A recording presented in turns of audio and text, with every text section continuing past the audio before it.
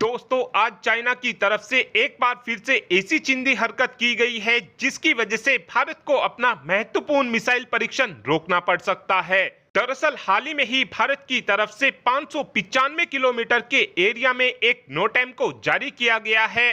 नोटैम जब जारी किया जाता है जब किसी भी देश को अपनी किसी भी मिसाइल का परीक्षण करना होता है, और जो देश मिसाइल का परीक्षण करता है वो देश पहले से ही बता देता है कि हम मिसाइल का परीक्षण करने वाले हैं। कोई भी देश नोटैम की डेट पर अपने फाइटर जेट और अपने कमर्शियल प्लेन को उस एरिया में ना लेकर आए। और आज भारत ने 27 तारीख यानी कि आज से 10 तारीख यानी कि अगले महीने की 10 तारीख तक के लिए एक नोटैम को जारी किया है, जहां पर भारत की तरफ से ये प्लानिंग की गई है कि हम अपनी सबमरीन लॉन्च मिसाइल का परीक्षण करेंगे। इस परीक्षण को भारत अपनी आईएनएस अरिहंत से ही करने वाला है, लेकिन इस परीक्षण की जासूसी करने के लिए चाइना अपने युआंग वांग 3 को लेकर भारत के काफी ज्यादा नजदीक आ चुका है, जहां पर हम अपनी सबमरीन लॉन्च मिसाइल का परीक्षण करने वाले हैं। चाइना उस एरिया से केवल 122 नॉटिकल माइल दूर है, यानी कि 222 किलोमीटर दूर इस समय चाइना अपने जासूसी जहाज को लेकर आ चुका है।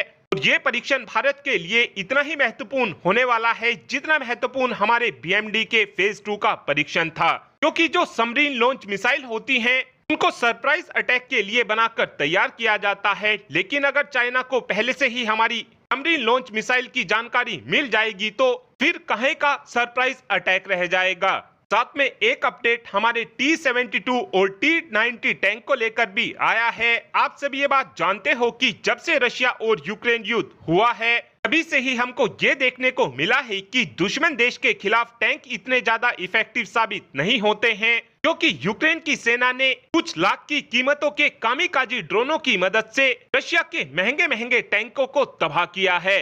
और इस समय देखा जाए तो हमारी सेनाओं के पास भी ज्यादातर T-72 और T-90 टैंक मौजूद हैं। और रशिया ने भी इन्हीं टैंकों की मदद से यूक्रेन के ऊपर हमला किया था, लेकिन यूक्रेन ने कामिकाजी ड्रोनों की मदद से इन टैंकों को तबाह कर दिया था। और आगे चलकर भारत के साथ ऐसा ना हो, इसी बात की तैयारी भारत ने अभी से करनी शुरू कर दी है, क्योंकि अब डीआरडीओ की तरफ से ये प्लानिंग की जा रही है कि जो हमारे पुराने T-72 और T-90 टैंक हैं, हम इन टैंकों को अनमैन्ड टैंक में बदलेंगे। भारत की तरफ से ये फैसला इसलिए लिया गया है क्योंकि हम भविष्य में जल्द ही अपनी सेना में 1750 की संख्या में मेन बैटल टैंक को शामिल करने वाले हैं। और जब मेन बैटल टैंक को सेना में शामिल कर लिया जाएगा उसके बाद तो हमारे T-72 और T-90 टैंक हैं, इन टैंकों को हम रिटायर ना कर इनको रिजर्व में रखेंगे।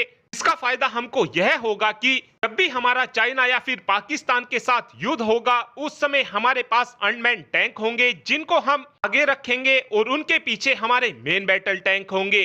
अनमैन्ड टैंक होने का हमको सबसे बड़ा फायदा यह होगा कि हमारे पायलट की जान जाने का खतरा बिल्कुल ना के बराबर होगा। और अब आप ही कमेंट कर बता सकते हैं कि क्या डीआरडीओ ने T-72 और T-90 टैंक को अनमैन्ड टैंक में बदलने का फैसला सही लिया, या फिर आपका ये मानना है कि हमको इन टैंकों को रिटायर कर देना चाहिए। इस बात का आंसर आप कमेंट बॉक्स में दे सकते हैं। Thanks for watching this video. Have a good day.